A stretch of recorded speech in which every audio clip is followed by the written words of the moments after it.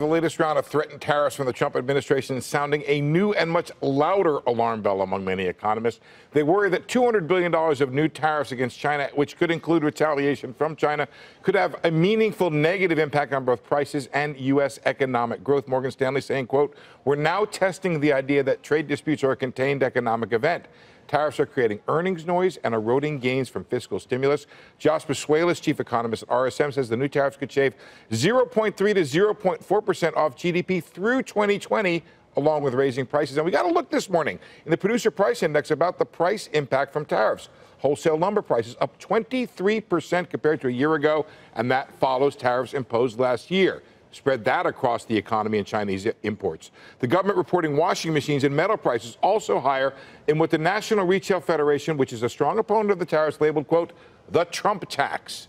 Over at RDQ, John Riding wrote, quote, "Tariffs are a negative for economic growth, but they're also inflationary." Now, one trouble for forecasting tariff impacts is economists don't know what Trump wants from all this. If these are negotiating tactics, then they could go away, have little impact. But he and some of his advisors have also said they're designed to protect U.S. industries and spur production. If that's the case, they need to be around for a long time to work. So, and this is something we've heard both from the targets of these tariffs as well as critics here at home, is that they don't understand the end game here. If the end game here is to revive these industries, you don't get rid of them quickly. If it's to negotiate, then they sit down at the table and they're gone like that.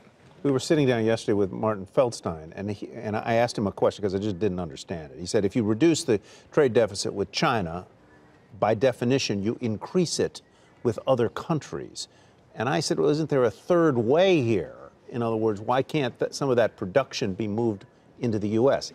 And that's the end game that you were describing that Trump may ultimately want, yes, which is to have more domestic production of the stuff that is now made in and by China. I'm sorry I didn't see that interview with my good friend Marty, who's a very smart gentleman, but what I think he was talking about was not only that, the idea that it could go from China to Vietnam, yes, or Thailand or India, yes, could be a big winner, yes, out of all this.